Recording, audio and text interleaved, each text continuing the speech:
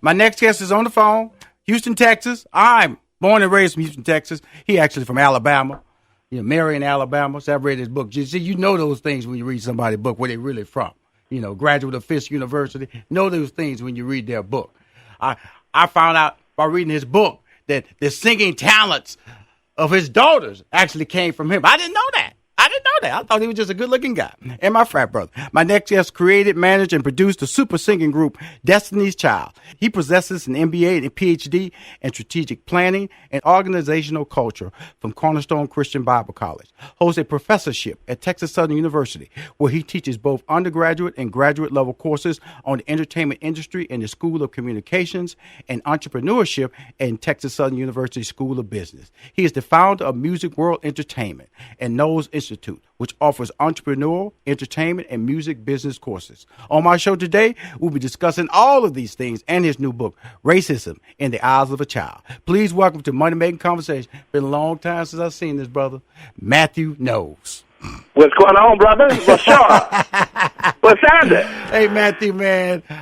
Brother, I had to go back. I was telling my staff that we first crossed paths in 1992 when I was launching my career as a comedian in Houston on the hip-hop comedy stop, and at the same time, you was launching the brand of Destiny's Child, and they used to perform at my comedy club, hip-hop comedy club. That's how we met. That's how long we go back, 25 years. I know, right there on Main Street, I think. There you go. So, so it's like, when you see, and that's why I was really excited, and it's been like 2 months we was able to finally get you on the show, just to talk about what you're doing now, man, with the entrepreneurship and the entertainment is exactly what I'm doing. And I thought we have such a natural marriage, and I don't want this to be the only time we talk because of the fact that we on the same lanes. And my show is heard on Sirius XM 141, which is on Howard University campus.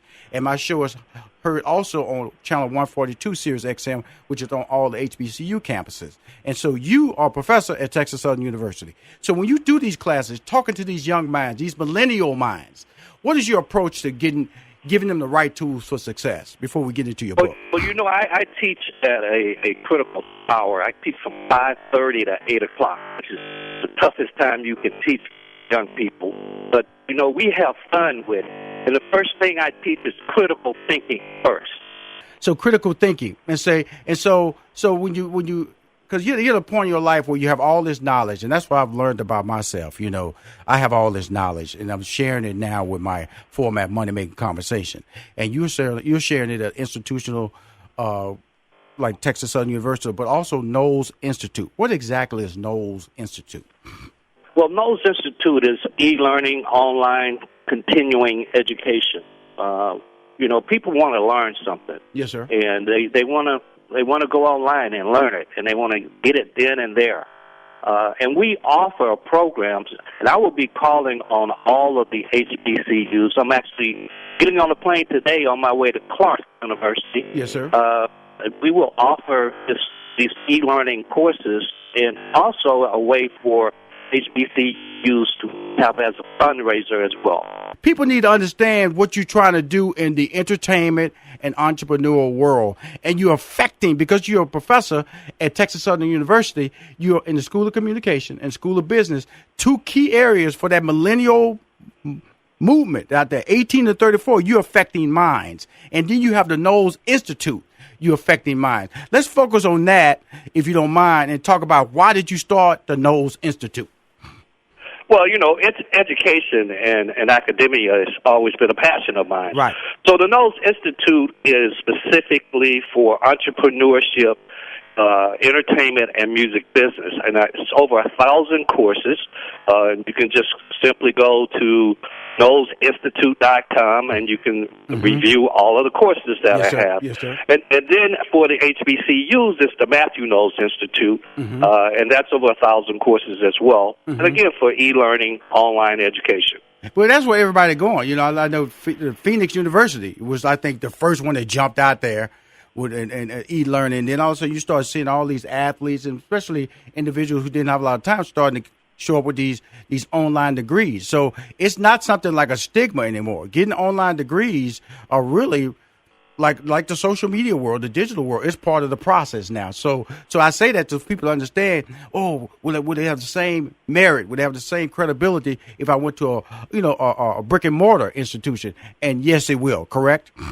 Well, Rushion, it's actually, if you've taken an online course, you know it's actually harder than sitting in a class because you've got to have continual focus when you're taking it by yourself. So it's a lot harder, actually, not easier.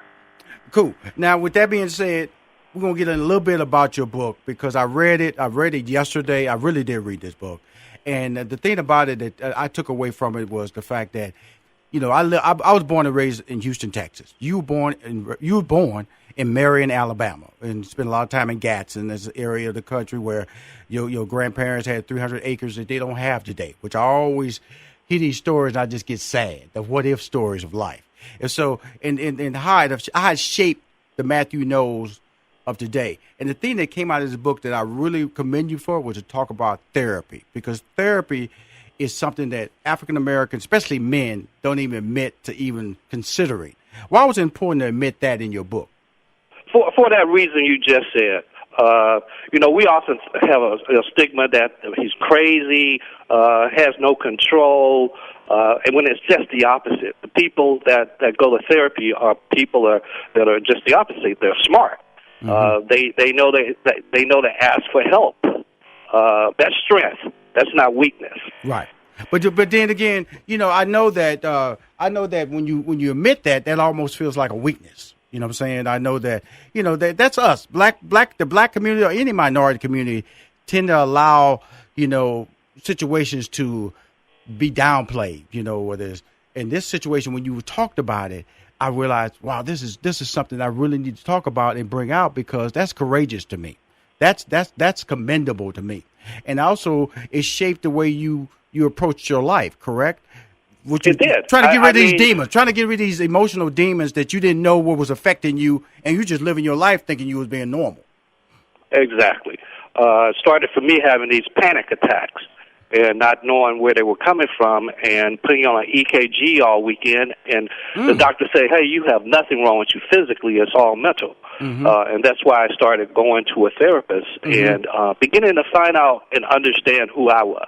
And the things in my childhood, I had racial trauma. Right. And that trauma, as you outlined in the book, kind of like dealt with you and made you the person you are in your emotional life, your relationships, and also the person you are currently. Are you a happier person now because of therapy? Are you disappointed because you didn't figure this out earlier? What is your approach to it now after this book? I'm very, very happy. I'm grateful. I'm remarried. I've been married now 5 years. Most people don't know I've been married. I'm even married, but life is good. 25th year of music world, and my kids, Solange and Beyonce are healthy. Really, them unknown kids. Okay, cool. Okay, you got grandkids. Thank you. Congratulations. Yeah, I got a 13-year-old my grandson who's a pretty good basketball player. Right. Solange boy. Yeah, I remember. Yeah, I remember when I was doing a casting for Sister, and she couldn't come in because of the fact that she got married and moved in that part of her life. And I'm really happy with what she's doing in her life now. But what I want to say to you, Mathew, is that we didn't really get a full story on you. Would you come back on my show? I would love to come back. And I'll come back as many times as you invite me. Because I'm just going to let you know, because what you are doing, because I really want to talk about the Knowles Institute, and we'll get in more detail about the book, but I want to give people an outline of what the book was, because I read it, and I was moved by it. I've learned so many things about you, learned you were a singer, learned that you was an incredible basketball player, but more important, I learned that you were an honest man. You're honest to tell us that you have weaknesses, and you're willing to share those weaknesses through telling us, I went to therapy. If something's wrong with you, fix it. Don't deny it. And please come back on my show, Mathew. Okay? I will. And just lastly, you can go to MathewKnowles.com and you can find out everything about me. Yeah, we would do that to be played back on podcast, Apple, and iHeart. And we'll get you back next month, man. I got to have you back, brother. Right. 2 breaks, okay? All right. Thank you. Bye-bye.